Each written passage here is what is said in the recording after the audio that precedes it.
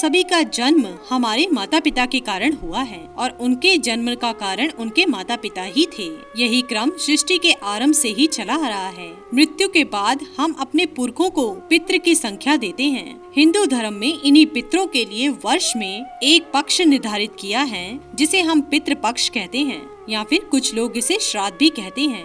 इस वर्ष में हम अपने स्वर्गवासी, ननिहाल, ददिहाल पूर्वजों के निमित्त तर्पण, श्राद्ध, दान इत्यादि करते हैं। कहते हैं कि पितृ पक्ष में पितृ धरती पे अपने परिजनों के पास आ जाते हैं और उन्हें तर्पण, श्राद्ध, ब्राह्मण भोजन, दान आदि की अपेक्षा करते हैं और अपने वंशजों से अपने निमित्त किए गए कर्मों से स्वीकार कर उन्हें सुख, समृद्धि, धन, आरोग्य, विद्या और सुख प्राप्त करने का आशीर्वाद भी देते हैं। और यदि उनकी वर्तमान पीढ़ी उनके निमित्त कोई भी कर्म नहीं करती है तो वह रुष्ट होकर उन्हें श्राप भी दे देते हैं, जिससे उनका जीवन अत्यंत कष्टमय और संघर्षमय हो जाता है। दोस्तों, पितरों के प्रति अपने कर्मों का निर्वाह करते हुए हमें इन बातों का अवश्य ही ध्यान रखना चाहिए। यह सही है कि पितरों का श्राद्ध घर के बड़े बेटे को ही करना चाहिए, लेकिन उनका तर्पण अर्थात जल अन्य पुत्रों को भी देना चाहिए। पितृ पक्ष में पितरों का तर्पण नित्य प्रातः अनिवार्य रूप से करना चाहिए। पितृ पक्ष में हर वयस्क व्यक्ति को अपने पितरों के प्रति दान पुण्य करते हुए उनके प्रति कृतज्ञता का भाव अवश्य ही रखना चाहिए। यह हम सभी का कर्तव्य है। यदि हमारे पिता दादा जीवित हैं और अज्ञानता वर्ष वह अपने पितरों का श्राद्ध आदि तर्पण नहीं कर पा रहे हैं तो हम उनके इसके बराबर में अवश्य ही बताएं और परिवार के बाकी सदस्यों को पितृदोष का सदस्य ना बनना पड़े। पितृपक्ष श्राद्ध में गाय के दूध, दही और घी का प्रयोग ही करना चाहिए, भैंस का बिल्कुल नहीं। और तर्पण हमें सुबह सवेरे ही करना चाहिए और सुबह सवेरे कुछ भी ग्रहण नहीं करना चाहिए। तर्पण, श्राद्ध, ब्राह्मण भोजन में चांदी के बर्तनों का उपयोग करना अत्यंत श्रेष्ठ माना जाता है। मान्यता है कि चांदी भगवान शिव के नेत्रों से प्रकट हुई है।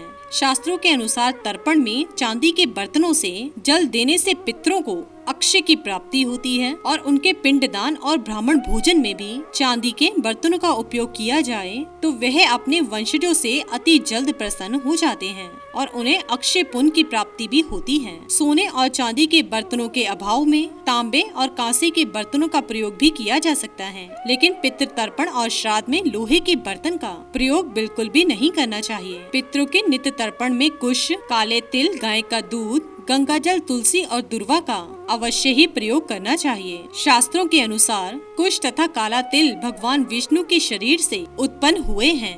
गाय का दूध और गंगा जल का प्रयोग श्राद्ध कर्म के फल को कई गुना बढ़ा देता है। तुलसी और दुर्वा दोनों ही बहुत ही पवित्र मानी जाती हैं, अतः इसके प्रयोग से पितृ अत्यंत प्रसन्न होते हैं। राहु काल में तर्पण श्राद्ध वर्जित है, इसलिए इस समय में उपरोक्त कार्य नहीं करना चाहिए। श्राद्ध पिंड दान करते समय साफ पीले या सफेद वस्त्र ही धारण करें। काले, नीले, लाल वस्त्रों का प्रयोग नहीं करना चाहिए। पितृपक्ष श्राद्ध में और ब्राह्मण भोज में कुश के आसन का ही प्रयोग करना चाहिए। अतिरिक्त रेशमी, कंबल, ऊन, लकड़ी, तृण प्रण आसन का भी प्रयोग कर सकते हैं, लेकिन कुछ आसन को पितरों के निमित्त कर्म करने के लिए सर्वश्रेष्ठ कहा गया है। ब्राह्मण को भोजन कराते समय उनसे किसी भी प्रकार की बात या भोजन की प्रशंसा नहीं करनी चाहिए। मान्यताओं के अनुसार हमारे पितृ तब तक ही भोजन स्वीकार करते हैं जब तक ब्राह्मण देवता मौन रहकर भोजन करते हैं। यदि श्राद्ध करते समय कोई याचक आ जाए तो उससे कतई भागना नहीं चाहिए, अपितु उसे भी आदर पूर्वक श्राद्ध का खाना दे देना चाहिए। कहते हैं कि यदि श्राद्ध कर्म के समय किसी याचक को निराश करके भेज दिया जाए तो श्राद्ध का फल नहीं मिलता है। श्राद्ध में ब्राह्मण को दान देते समय हाथ में काले तिल, जौ, कुश और आदि को लेकर ही ब्राह्मण को दान सामग्री देनी चाहिए, ताकि दान का संपूर्ण फल आपके पितरों के पास पहुंच सके। अन्यथा पितरों को दान का पूर्ण फल नहीं मिल पाता है, राक्षस उसमें अपना हिस्सा ले जाते हैं, ऐसा शास्त्रों में लिखा गया है। शास्त्रों के अनुसार कोई भी पूजा बिना पितरों के आशीर्वाद से सफल नहीं होती। पितृपक्ष में तर्पण करते समय श्राद्धकर्ता के पिता को वसु स्वरूप, दादा को रुद्र स्वरूप और परदाता को आदित्य स्वरूप संबोधन दिया जाता है। इसलिए माता को गायत्री रूप का, दादी को रूपा और परदादी को सिद्धि रूपा माना जाता है।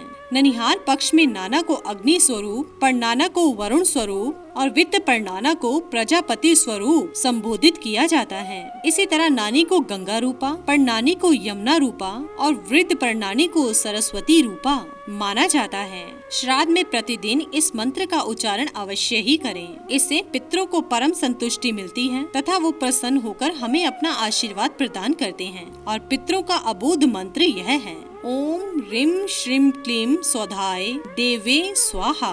श्राद्ध पक्ष में निमित एक माला ओम नमो भगवते वासुदेवाय नमः मंत्र का जाप अवश्य करें। यदि श्राद्ध के दिन श्राद्ध करने वाले का जन्म दिवस हो तो उसे उस दिन श्राद्ध नहीं करना चाहिए। पूरे पितृ पक्ष में या कम से कम श्राद्ध वाले दिन और अमावस्या के दिन भगवत गीता के 7वें पाठ का अध्याय अवश्य ही करना चाहिए और अपने पितरों को अर्पित कर देना चाहिए। श्राद्ध में सफेद सुगंधित पुष्पों का उपयोग करना चाहिए। आप हल्के पीले फूल भी ले सकते हैं। लाल, नीले, काले फूलों का प्रयोग नहीं करना चाहिए। श्राद्ध करते समय, पूजा करते समय गंध रहित धूप, अगरबत्ती प्रयोग करें, सुगंधित का नहीं। श्राद्ध कर्म करने के पूर्व दीपक जलाते हैं और श्राद्ध कर्म हो जाने के पश्चात जलते हुए दीपक को पलटकर श्राद्ध दिया जाता है। इसी के साथ ही दोस्तों, अगर आपको ये वीडियो पसंद आया हो तो इसे आप लाइक कीजिए, अपने दोस्तों रिश्तेदारों के साथ शेयर कीजिए और सब्सक्राइब कीजिए। साथ ही साथ बेल आइकन को प्रेस करें ताकि नया नोटिफिकेशन आप तक सबसे पहले पहुंच सके। धन्यवाद दोस्तों।